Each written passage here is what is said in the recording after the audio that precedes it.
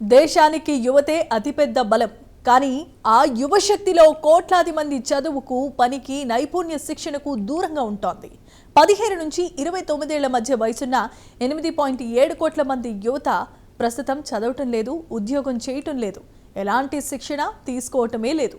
మరోవైపు గ్రాడ్యుయేషన్ పూర్తి చేసిన వారిలో కేవలం 8.5% మందికే వారి అర్హతకు తగిన ఉపాధి లభిస్తోంది. నైపుణ్యాల కొరత కంటే వాటిని నేర్చుకునే ఆర్థిక వెసులుబాటు లేకపోవడం కూడా ఈ సమస్యను మరింత తీవ్రం చేస్తోందని నీతి ఆయోగ్ నివేదిక చెబుతోంది. వికసిత భారత్ కోసం నైపుణ్యాభివృద్ధి పునఃకల్పన 2047 నివేదికలో యువత ఉపాధి అవకాశాలపై వెల్లడైన వాస్తవాలు ఆందోళన కలిగిస్తున్నాయి.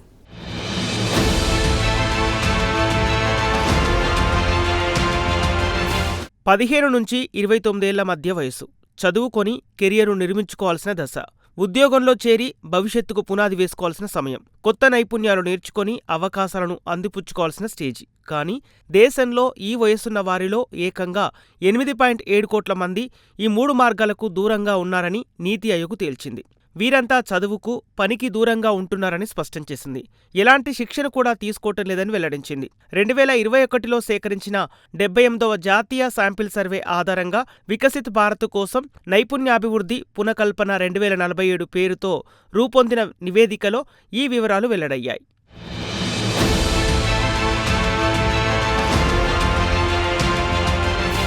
ఈ 8.7 కోట్ల మంది యువత పరిస్థితిని కేవలం ఉపాధి సమస్యగానే చూడలేమని నివేదికలోని అంశాలు స్పష్టం చేస్తున్నాయి. దీని వెనుక కుటుంబాల ఆర్థిక పరిస్థితి కూడా కీలకంగా కనిపిస్తోంది.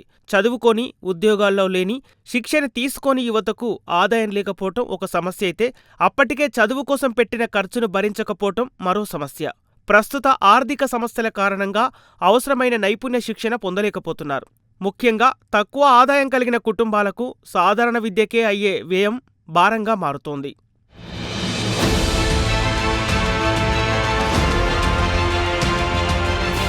కాలేజీ ఫీజులు, చదువుకు సంబంధించిన ఇతర ఖర్చులు, వాటికి తోడు ప్రైవేటు ట్యూషన్ల భారం కుటుంబాలను వెంటాడుతోంది. తక్కువ ఆదాయం ఉన్న కుటుంబాల్లో విద్యార్థులు ఇప్పటికే ఇంతటి వ్యయాన్ని మోయలేకపోతున్నారు. ఈ పరిస్థితుల్లో సంప్రదాయ డిగ్రీతో పాటు ఉద్యోగ మార్కెట్కు అవసరమైన అదనపు నైపుణ్యాలను నేర్చుకునేందుకు మరోసారి డబ్బు ఖర్చు చేయటం చాలామందికి సాధ్యం కావటం లేదు. ఫలితంగా కోర్సు పూర్తి కాగానే కుటుంబానికి ఆర్థికంగా అండగా నిలవాలన్న అవసరంతో దొరికిన ఉద్యోగంలో చేరుతున్నారు. ఆ ఉద్యోగం వారి చదువుకు సరిపోతుందా, వేతనం తగినంత ఉందా అనే దానికంటే తక్షణ ఆదాయమే ముఖ్యమవుతోంది. అలాంటి అవకాశం కూడా దొరకని వారు ఉపాధి లేకుండా మిగిలిపోతున్నారని నీతి ఆయోగ్ నివేదికలో వెల్లడించింది.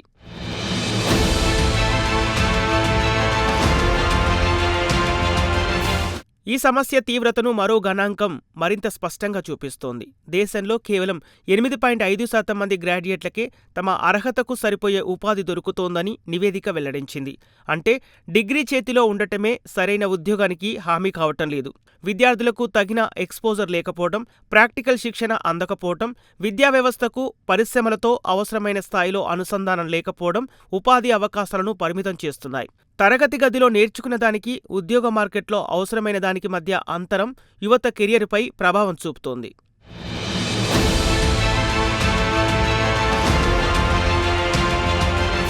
నైపుణ్యాభివృద్ధిని ఒకసారి కోర్సు పూర్తి చేసి సర్టిఫికెట్ తీసుకోవడంతో ముగిసే ప్రక్రియగా చూడకూడదన్న సందేశాన్ని నివేదిక ముందుకు తెస్తోంది. నేర్చుకోవటం, నేర్చుకున్న నైపుణ్యంతో సంపాదించడం, మారుతున్న అవసరాలకు అనుగుణంగా మళ్లీ కొత్త నైపుణ్యాలను అందిపుచ్చుకోవటం, ఈ ప్రక్రియ నిరంతరాయంగా సాగాలంటోంది. వికసిత్ భారత లక్ష్యాన్ని చేరుకోవాలంటే ఈ తరహా నైపుణ్యాభివృద్ధి అవసరమని పేర్కొంటోంది. 2014-15 నుంచి ఇప్పటి వరకు 7.67 కోట్ల మంది మాత్రమే సరైన శిక్షణ తీసుకోగలిగారన్న లెక్క ముందున్న సవాల్ను సూచిస్తోంది.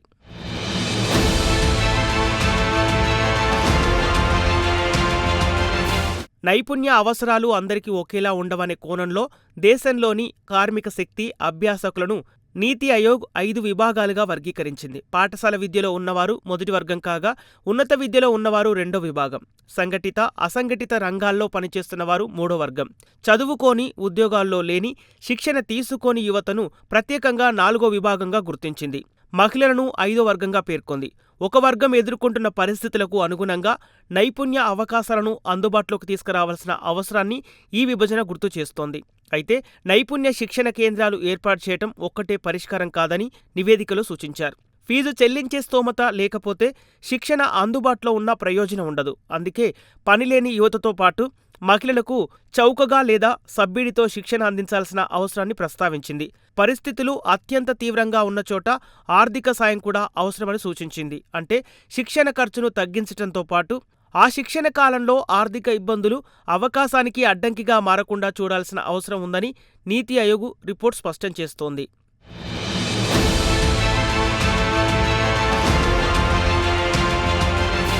ఇక్కడే లెర్నింగ్ విత్ ఎర్నింగ్ ప్రాధాన్యం తెరపైకి వస్తుంది. కుటుంబాన్ని పోషించాల్సిన బాధ్యత ఉన్న వ్యక్తిని నెలల తరబడి ఆదాయం లేకుండా శిక్షణ తీసుకోవాలని చెప్పడం ఆచరణలో సాధ్యం కాకపోవచ్చు. అందుకే అనేక చోట్ల నేర్చుకుంటూనే సంపాదించే విధానం ప్రధాన అవసరంగా మారింది. అంతేకాదు నైపుణ్యాభివృద్ధి యువత ఉద్యోగంలో చేరే ముందు మాత్రమే జరగాల్సిన ప్రక్రియ కాదు.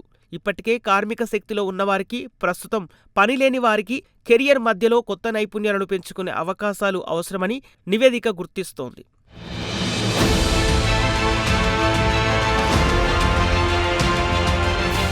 ప్రతి ప్రాంతంలోనూ ఒకే రకమైన ఉద్యోగాలుండవు. ఒకే రకమైన నైపుణ్యాలకు డిమాండ్ కూడా ఉండదు. అందుకే స్థానిక డిమాండ్ను గుర్తించి దానికి సరిపోయే నైపుణ్యాలను అందించడం కీలకం.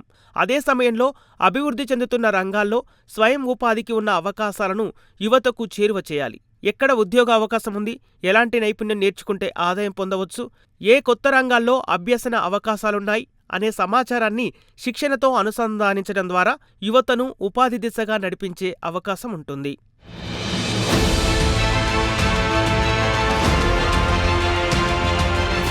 ఒకవైపు చదువు, పని, శిక్షణ మూడింటికి 8.7 కోట్ల మంది యువత దూరంగా ఉంది.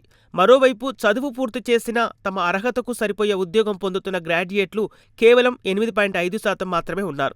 ఈ రెండు గణాంకాలు దేశ యువ ఉపాధి వ్యవస్థ ముందున్న రెండు వేర్వేరు సవాళ్లను కళ్లకు కడుతున్నాయి. ఒక వర్గాన్ని విద్య, శిక్షణ, ఉపాధి పరిధిలోకి తీసుకురావాలి. మరో వర్గం చదువుకు, ఉద్యోగ మార్కెట్ అవసరాలకు మధ్య ఉన్న అంతరాన్ని తగ్గించాలి. ఆర్థిక సాయం, అందుబాటు ధరలో నైపుణ్య శిక్షణ, పరిశ్రమలతో అనుసంధానం, ప్రాక్టికల్ లెర్నింగ్, సంపాదిస్తూనే నేర్చుకునే అవకాశాలు ఇవన్నీ కలిసినప్పుడే యువశక్తిని పూర్తి స్థాయిలో వినియోగించుకునే అవకాశం ఉంటుంది. 2047 నాటికి వికసిత భారత లక్ష్యాన్ని చేరుకోవాలంటే కోట్లాది యువతను కేవలం డిగ్రీలకే పరిమితం చేయకుండా ఉపాధికి ఉపయోగపడే నైపుణ్యాలతో సిద్ధం చేయటమే కీలకమని నీతి ఆయోగ్ నివేదిక స్పష్టం చేసింది.